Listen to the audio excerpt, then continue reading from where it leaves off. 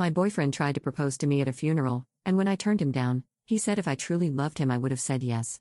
My boyfriend, 30M, and I, 26F, have been dating for 3 years. We don't live together because we both want to get married first, as our parents wouldn't agree to cohabiting before marriage.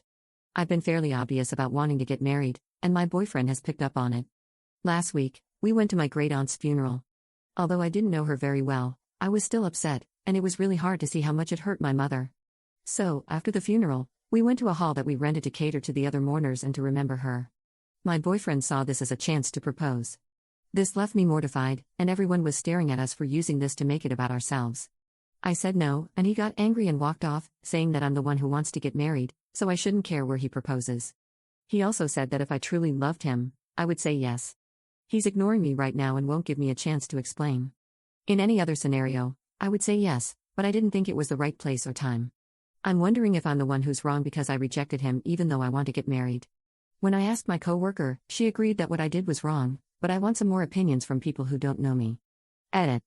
I'm seeing a lot of comments talking about how we let our parents dictate our lives, so I just want to clarify that we both live on our own and have spent long periods of time at each other's apartments. The only reason we don't live together is out of respect for our parents' views. I have a roommate, and he doesn't, so I spend most of my time at his place. We just don't officially live together. Anyhow, thank you for all your responses. We're both speaking to each other about everything, and we both agree that we should have communicated more about our future together. The situation is progressing, however, I'm reevaluating our relationship and things that have happened recently and in the past. He's adamant about being in the right because he believes that he was trying to cheer everyone up by giving us something to celebrate instead of mourn. I didn't realize how emotionally immature he really is. Update 1. A lot has happened since my first post 10 months ago. Firstly, my boyfriend and I have since broken up. This was for a multitude of reasons, the biggest one being that he cheated on me. My former boyfriend and I had not been living together, but I did spend most of my time staying at his place, as I had a roommate and he didn't. However, when I went to visit him, his friend told me that he had been cheating on me and had gotten another girl pregnant. This crushed me because we had been dating for nearly 4 years, and this led to us breaking up. When I questioned him about why he had cheated, he told me he wasn't the type to commit to anyone, despite initially pursuing me with the promise that we would be in a committed relationship. This was hard for me to understand, as we had been speaking about marriage and the future.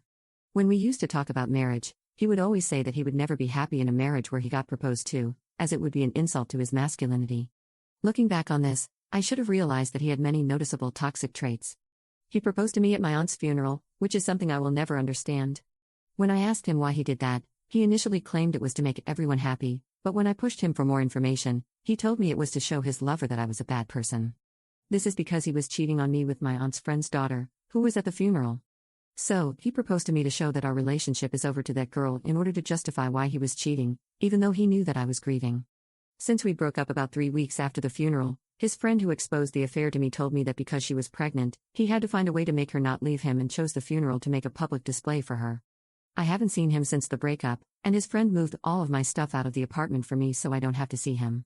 His family is very strict, and because he is having a kid out of wedlock, they have refused to help him, so he has been contacting me for help. I have not responded, nor do I intend to respond because I will not lower my self-worth to help someone who never truly cared about me. Since our breakup, my life has improved as I can now do the things that he never wanted me to do, and I've now realized how lucky I am that we never married.